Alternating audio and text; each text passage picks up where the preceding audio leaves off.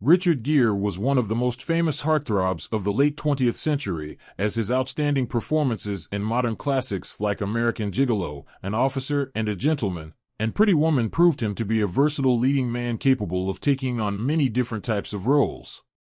Gere has never been shy about his political opinions, and has somewhat retreated from the public eye following a controversy that ended up getting him banned from the Academy Awards.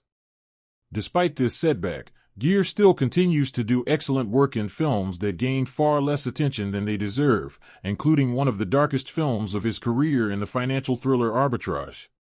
Set in modern-day New York City, Gere stars in Arbitrage as the powerful hedge fund manager Robert Miller, who has been curating a highly profitable fund with his daughter, Britt Marling, for many years. Although Brooke believes in the integrity of an upcoming deal, in which their fund will be sold for a sizable cash sum, she does not realize that her father has been secretly cooking the books for years, and is guilty of fraud. Miller's luck takes a turn for the worse when he drives erratically with his mistress, Julie Coate, Letitia Casta, which results in her death. Since he has no member of his family that he can rely on, Miller sends out a call to the driver Jimmy Grant, Nate Parker, whose father previously served as his chauffeur. As Grant tries to help ensure that the police do not pick up on any of the evidence linked to Julie's death, Miller tries to complete the deal and prevent Brooke from prying into any details about his past.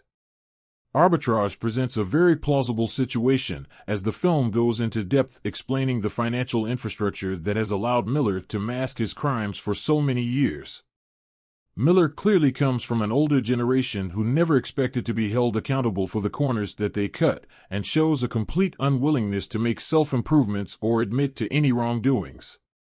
While Miller's sense of defiance serves as a definitive rebuke of modern American capitalism, Gere shows that his sense of entitlement makes him feel no shame when he inadvertently causes the death of a lover. Miller's first thought after Julie's death isn't one of concern or sadness, but one of fear, as he is worried that any negative attention directed towards him could result in a disruption of the impending deal. It's impressive to see Gere, an actor once praised as being one of the most charismatic of his generation, sink his teeth into a character whose cruelty seems to know no limits. Cinema is filled with anti-heroes like Travis Bickle, Robert De Niro, and Taxi Driver or William Money, Clint Eastwood, and Unforgiven, but Gere is playing a straight-up villain who has no redeeming qualities. While it is initially suggested that Miller may be trying to spare Brooke some shame by cutting her out of his shady deals, it's revealed that he simply kept her in the dark because it would be advantageous to him. Despite the fact that Miller is an absolutely reprehensible character, it is hard not to be interested in the strange way in which his brain works. Although seemingly having everything, Miller is always willing to take major risks that could destroy his livelihood. Arbitrage refuses to wrap up in a conclusive way, as it ends in a moment of ambiguity that leaves it up to the viewer to determine if Miller is satisfied by the results.